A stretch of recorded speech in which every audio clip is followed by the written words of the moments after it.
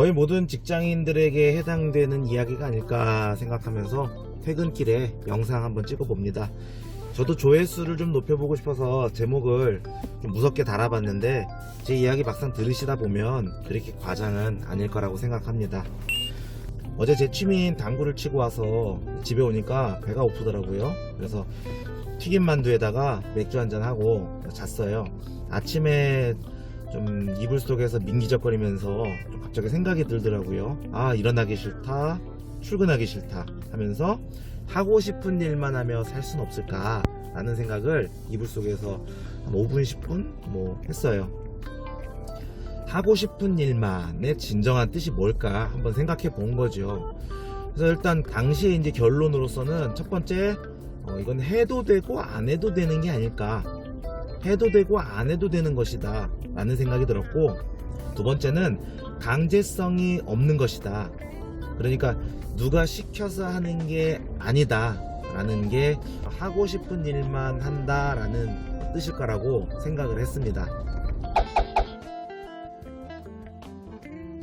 1번, 그러니까 해도 되고 안 해도 된다 라는 말부터 한번 곱씹어 보겠습니다. 내가 하고 싶은 일을 정했다고 해서 늘 그게 하고 싶을 것이냐? 하기 싫을 때도 분명히 있을 거예요. 왜냐하면 일이라는 것은 어떤 목적성을 가지고 있는 활동이잖아요.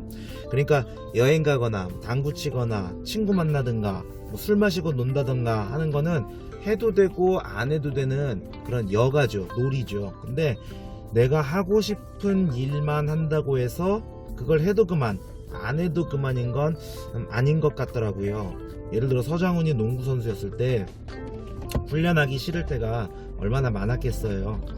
그럼에도 그는 농구를 잘하고 싶다거나 아니면 연봉을 올리고 싶다거나 아니면 태극마크를 달고 싶다거나 하는 그런 목표를 가지고 하기 싫은 훈련도 아마 꼭 참았을 겁니다. 훈련이 늘 즐겁지는 않았을 거라는 거죠. 그러니까 하고 싶은 일 역시 우리는 스스로 정한 어떤 목표에 따라 강제성을 갖고 있어야 그것을 일이라고 부를 수 있을 것 같습니다. 놀이나 유흥은 확실히 아닌 거죠. 다만 일할 때 돈이 유일한 목적이 아닐 수 있으므로 이것저것 시도해 볼 수 있는 자유가 가장 크다고 할 수 있을 것 같습니다. 정리하자면 첫 번째, 하고 싶은 일이라고 해서 해도 되고 안 해도 되는 것은 아니다. 어떤 목적성을 갖고 있어야 의미가 있을 것 같다고 정리해 볼 수 있을 것 같습니다. 두 번째, 강제성이 없다는 말을 한번 곱씹어 보겠습니다. 우리는 보통 일이라는 것을 할 때 강제성이 부여되는 경우가 대부분이죠. 앞서 말씀드렸다시피요. 이 말의 정확한 뜻은 누군가가 정해놓은 방법이나 규칙 아니면 목표가 있겠죠. 그걸 내가 바꾸지 못하고 그대로 따라야 한다는 말이죠. 회사 일 생각하면 쉽죠. 회사가 잘 되면 나도 좋은 거지만 잘 하기 위한 방법은 나 아닌 누군가가 정해놓은 경우가 대부분이잖아요. 조직이 크면 클수록 더 그렇겠죠. 즉 강제성이 있다는 것은 타율적으로 움직인다는 말입니다. 타율의 반대로 살면 내가 하고 싶은 일을 하게 되는 조건을 충족하게 되는 셈입니다. 그럼 타율의 반대는 자율이냐? 틀린 말은 아니죠. 타율, 그러니까 다른 사람이 정해놓은 규칙의 반대말은 자신이 정해놓은 규칙이라는 말이니까요. 근데 저는 자율이라는 말보다는 주도적으로 라는 말이 좀 더 와닿더라고요. 한자로는 이렇게 써요. 주인이 되어 이끈다는 말입니다. 자율이나 주도냐 거기서 거기 말장난 같지만은 뉘앙스는 다른 것 같습니다. 만약 제가 1인 기업 사장이라면, 그러니까 북치고 장구치고 혼자 사장, 전무, 이사, 사원 맡아서 한다면 내 회사의 주인은 100% 나겠죠. 내가 100% 주인이 되어 이끌어갈 수밖에 없을 겁니다. 그러면 분명 어려움은 있겠지만 주도성은 100% 발휘할 수 있습니다.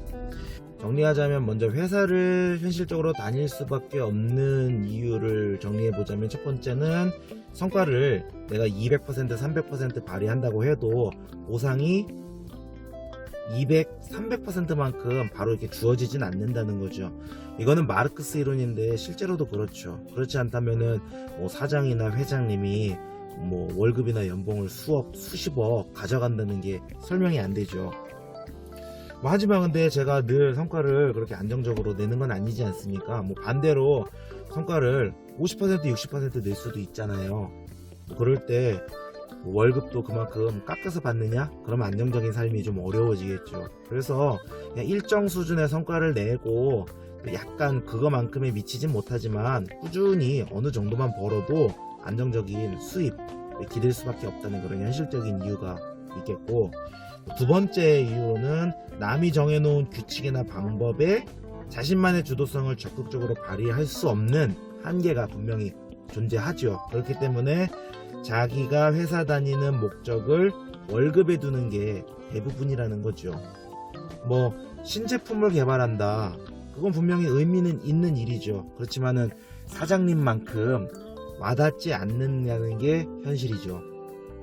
그래서 그 위에 두 가지 이유에도 불구하고 우리는 직장을 관둘 수 없는 경우가 대부분이다 라고 할 수 있겠습니다. 그래서 우리는 두 가지 선택을 해야 합니다. 첫 번째는 직장 내에서 사장님이 정해놓은 목표를 자신의 목표와 동일시하는 거예요. 그러면 엄청 주도적으로 일할 수 있겠죠.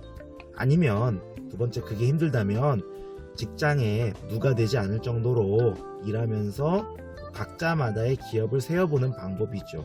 뭐 기업이라고 해서 법인 등록하고 사무실 임대해서 꾸미고 주식 공모하고 뭐 그런 건 아닙니다.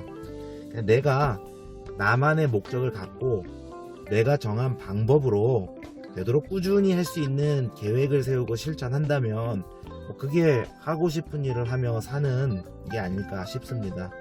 저는 회사가 정해놓은 거대한 목적을 저도 당연히 공감하고 그게 맞다고 생각해요. 근데 목적을 실현하기 위해서 행하는 그런 소소한 과정들, 이런 일들은 아주 지겹고 때로는 구태의연하고 심지어 지리멸렬한 경우까지도 많죠.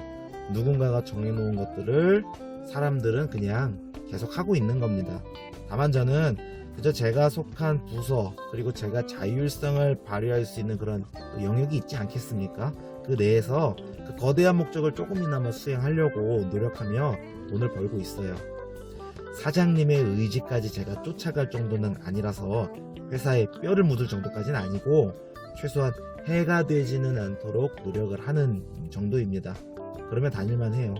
바쁠 때는 바쁘지만 또 여유가 있을 때도 있으니까 그럴 때 반드시 돈이 목적이 아니더라도 제가 세워볼 수 있는 기업은 뭐가 있을지 계속 고민하면서 직장 생활을 할 생각입니다. 당분간 돈은 거대한 직장에서 버는 걸로 하고요.